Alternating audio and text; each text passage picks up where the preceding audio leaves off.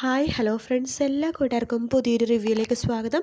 Episode തുടങ്ങുമ്പോൾ തന്നെ കാണിക്കുന്നത് ശ്രുതിയും അശ്വിനും അങ്ങനെ വീട്ടിലേക്ക് കയറാൻ വേണ്ടിയിട്ട് നിൽക്കുവായിട്ട് നിലവിളക്കായിട്ട് ശ്രുതി ഇങ്ങനെ നിൽക്കുവാണ്.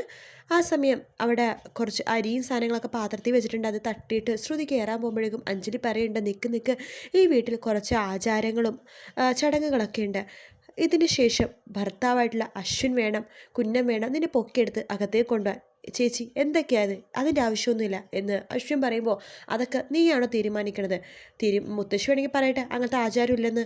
അതെ അതെ, അങ്ങനത്തെ ആചാരമുണ്ട് എന്ന് മുത്തശ്ശി പറയാണ്. ആകാശം പ്രീതിനെ പൊക്കിയെടുത്തിട്ടാണ് അകത്തേക്ക് കയറിയത് എന്ന് പറയുമ്പോൾ മനോരമ പറയുന്നുണ്ട്, അതൊന്നും കാണാൻ ഇവരുണ്ടായിരുന്നില്ലല്ലോ അമ്മേ, ഇവരുടെ ഓൺ മാരേജിൽ ബിസി ആയിരുന്നല്ലോ എന്ന് പറയാണ്. അതിനുശേഷം നമ്മുടെ അഞ്ജലി പറയുന്നുണ്ട്, ശ്രുതി നീ ആ വിളക്ക് ഇങ്ങോട്ട് തന്നേ എന്ന് പറഞ്ഞിട്ട് നിലവിളക്ക് അഞ്ജലി വാങ്ങിക്കുകയാണ്. അതിനുശേഷം ദേഷ്യത്തോടു കൂടി തന്നെ അശ്വിൻ ശ്രുതിനെ ഒന്ന് നോക്കുന്നുണ്ട് കേട്ടോ. ശ്രുതിക്കാണെങ്കിൽ എന്ത് ചെയ്യണമെന്നറിയില്ല. ശ്രുതി തല കൊമ്പിട്ട് അങ്ങനെ തന്നെ നിൽക്കുവാണ്. അശ്വിൻ പതുക്കെ ശ്രുതിനെ പൊക്കിയെടുക്കുകയാണ്. പൊക്കിയെടുക്കുമ്പോഴേക്കും പെട്ടെന്ന് തന്നെ ശ്രുതി അശ്വിൻ്റെ തോളത്തിങ്ങനെ കൈ ഇങ്ങനെ വെക്കുന്നുണ്ട്. അതിനുശേഷം അശ്വിൻ ശ്രുതിനെ പൊക്കിയെടുത്തുകൊണ്ട് അകത്തേക്ക് വരുവാട്ടോ. അകത്തേക്ക് വന്നതിന് ശേഷം പെട്ടെന്ന് തന്നെ ശ്രുതിനെ മുകളിലത്തെ റൂമിലെത്തുമ്പോഴേക്കും പെട്ടെന്ന് തന്നെ നിലത്തേക്ക് ഇടുവാണ്.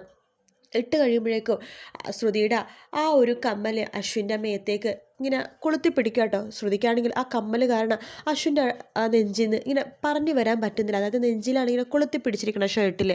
അശ്വിനാണെങ്കിൽ ദേഷ്യം വരുന്നുണ്ട്. മാറുന്നു പോയിട്ട് അശ്വിൻ ഒരിട്ട് തള്ളുമ്പോഴേക്കും ശ്രുതിയുടെ കമ്മൽ പറഞ്ഞ് അശ്വിൻ്റെ കയ്യിലേക്ക് ഇങ്ങനെ വീഴുവാണ്. അശ്വിൻ അത് കൈ കൊണ്ട് ഇങ്ങനെ പിടിക്കുന്നുണ്ട്. ശേഷം അത് ശ്രുതിക്ക് കൊടുക്കുകയാണ്. ശ്രുതി അശ്വിനെ നോക്കിക്കൊണ്ടിരിക്കുമ്പോൾ അശ്വിൻ ശ്രുതിനെ ദേഷ്യത്തിൽ നോക്കിക്കൊണ്ടിരിക്കുകയാണ്. ഇവർ മുകളിൽ പോയ രംഗം കണ്ടിട്ട് ശ്യാമാണെങ്കിൽ വാ പൊളിച്ച് നിൽക്കുക കേട്ടോ. ശേഷം മനോരമ ശ്യാമിനോട് പറയുന്നുണ്ട്, മരുമോൻ ആലോചിക്കണത് എന്താണെന്ന് എനിക്ക് മനസ്സിലായി. എന്താ എന്ന് ശ്യാം വെപ്രാളപ്പെട്ട് ചോദിക്കുമ്പോൾ നമ്മുടെ മനോരമ പറയുന്നുണ്ട്, അത് വേറൊന്നുമല്ല, ശവപ്പെട്ടി മേടിക്കുമ്പോൾ തീപ്പെട്ടി ഫ്രീ എന്ന പോലെ പ്രീതിനെ കിട്ടിയപ്പോഴേക്കും ശ്രുതിന് ഫ്രീ ആയിട്ട് കിട്ടി എന്ന രീതിയിലല്ലേ നോക്കണത്. എന്ത് ചെയ്യാനാ മരുമോനെ, ഗോഡ് തലയിൽ എഴുതിയത് മായച്ചു കളയാൻ പറ്റില്ലല്ലോ എന്ന് പറഞ്ഞിട്ട് മനോരമ അകത്ത് കയറി പോവാണ്. ശ്യാമിനാണെങ്കിൽ ആകെ ദേഷ്യം വരും കേട്ടോ. ശേഷം അഞ്ജലിയാണെന്നുണ്ടെങ്കിൽ മണിയറ ഒരുക്കിക്കൊണ്ടിരിക്കുകയാണ്. അത് കണ്ടുകൊണ്ട് ശ്യാം പറയുന്നുണ്ട്, എന്തൊക്കെയാ അഞ്ജലി നീ കാണിക്കണത്? ഇതിൻ്റെ ആവശ്യമൊന്നും ഉണ്ടായിരുന്നില്ല. അത് ശ്യാമേട്ടൻ പറഞ്ഞാൽ മതിയോ? നോക്ക്, ഈ കാര്യങ്ങളൊക്കെ ചെയ്യേണ്ടത് ഞാനും ശ്യാമേട്ടനുമാണ്. ആകാശിൻ്റെ പ്രീതിയുടെ മണിയറ ഒരുക്കിയത് നമ്മൾ തന്നെയല്ലേ. അപ്പോൾ കുഞ്ഞിനും ശ്രുതിക്കുമായിട്ടുള്ള മണിയറ നമ്മൾ തന്നെ ഒരുക്കണം. ഇങ്ങനെയൊന്നുമല്ല നടത്താൻ തീരുമാനിച്ചത്. എന്താവാൻ, എന്തായാലും കല്യാണമൊക്കെ കഴിഞ്ഞല്ലോ, ഇനിയുള്ള കാര്യങ്ങളൊക്കെ നമ്മൾ ശ്രദ്ധിക്കണം എന്ന് പറഞ്ഞിട്ട് അഞ്ജലി മണിയറ ഒരുക്കിക്കൊണ്ടിരിക്കാട്ടോ. ശ്യാമിനത് ഒട്ടും തന്നെ ഇഷ്ടപ്പെടുന്നില്ല. ശേഷമാണെന്നുണ്ടെങ്കിൽ അഞ്ജലി പറയുന്നുണ്ട് ശ്യാമിനോട്, ശ്യാമേട്ട് ഇവിടെ നിൽക്ക്, ഞാൻ ശ്രുതിനെ വിളിച്ചിട്ട് വരാം എന്ന് പറഞ്ഞിട്ട് അപ്പുറത്തേക്ക് പോവാണ്. ശേഷം ശ്രുതിനെ വിളിച്ചുകൊണ്ട് വരുന്നുണ്ട്.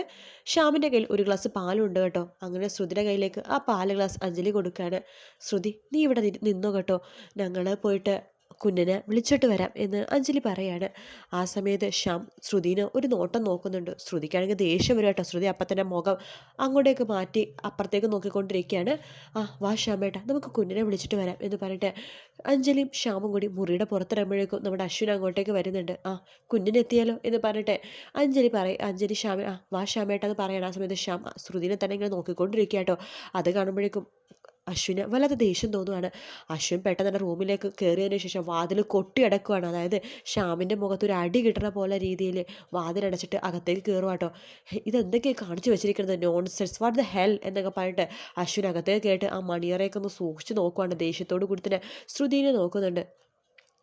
ഇനി ഞാനും നീയും 6 മാസം ഈ റൂമിൽ നിൽക്കണമല്ലോ, നിൻ്റെ കൂടെ 6 മാസം ഈ റൂമിൽ കഴിയേണ്ടി വരുന്ന ഒരു അവസ്ഥ, നീ ശ്വസിക്കുന്ന ശ്വാസം തന്നെ ഞാനും ശ്വസിക്കണം.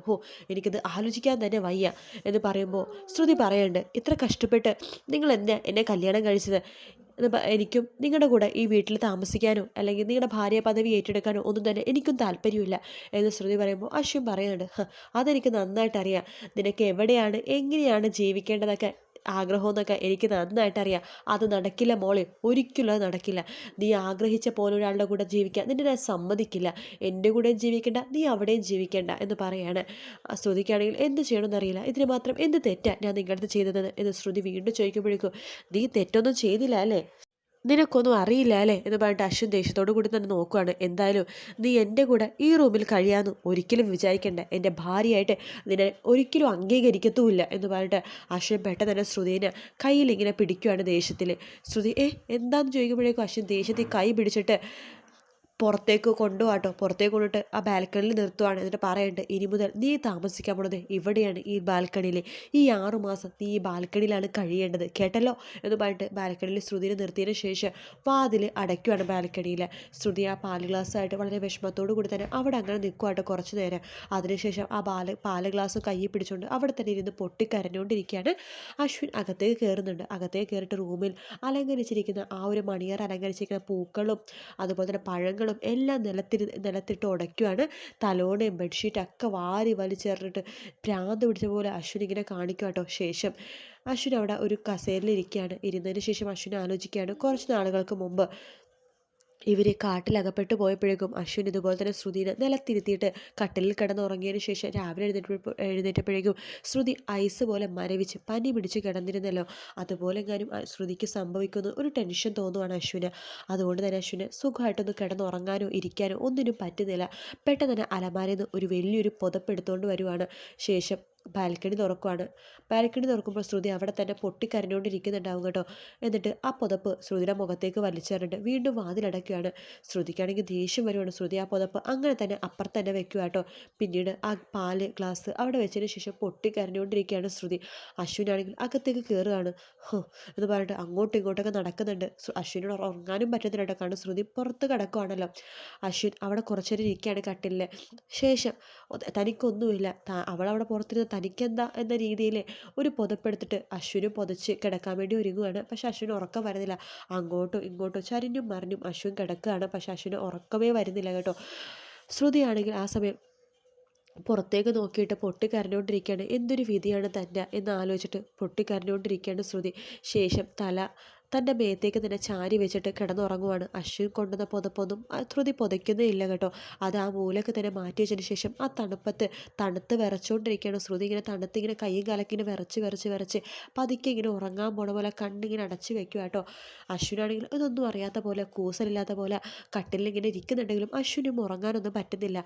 അങ്ങോട്ടും ഇങ്ങോട്ടും മാറി മറിഞ്ഞൊക്കെ അശ്വിൻ കിടന്നുകൊണ്ടിരിക്കുകയാണ്. ആ ഒരു ഭാഗത്തോട് കൂടിയിട്ടോ ഇന്നത്തെ എപ്പിസോഡ് തീരുന്നത്. ബാക്കിയുള്ള ഭാഗങ്ങൾ നാളെയാണെങ്കിൽ കാണിക്കുന്നുണ്ടാവാം. എന്തായാലും അടിപൊളി എപ്പിസോഡ് തന്നെയായിരുന്നു ഇന്നത്തെ എപ്പിസോഡ്. ഈ ആഴ്ച ഫുള്ളും ഇങ്ങനെ തന്നെ ആയിരിക്കുമെന്നുണ്ടെങ്കിലും അശ്വിൻ്റെ മനസ്സിൽ ആ ഒരു പ്രണയവും ഇടയ്ക്കിടയ്ക്ക് അറിയാതെ ആണെങ്കിൽ പുറത്തേക്ക് വരുന്നുണ്ട് കേട്ടോ. കാരണം ഇന്ന് ശ്രുതി പുറത്ത് കിടന്നപ്പോൾ അശ്വിന് ഉറങ്ങാനേ പറ്റുന്നില്ല. കാരണം ശ്രുതിനെ പുറത്താണല്ലോ കിടത്തിയിരിക്കുന്നത്. ഇനി 6 മാസം ശ്രുതി പുറത്ത് തന്നെ കിടക്കണമല്ലോ എന്നൊക്കെ ആലോചിച്ചിട്ടുള്ള വിഷമമാണ് അശ്വിന്. എന്തായാലും കാത്തിരുന്ന് കാണാൻ നല്ല നല്ല ഭാഗങ്ങൾക്കായിട്ട്. വീഡിയോ ഇഷ്ടപ്പെട്ടെങ്കിൽ ലൈക്ക് ചെയ്യുക, സബ്സ്ക്രൈബ് ചെയ്യുക, കമൻറ്റ് ചെയ്യുക. മറ്റൊരു വീഡിയോ ആയിട്ട് വീണ്ടും കാണാം ഫ്രണ്ട്സ്. അതുവരെ ടേക്ക് കെയർ. Bye bye.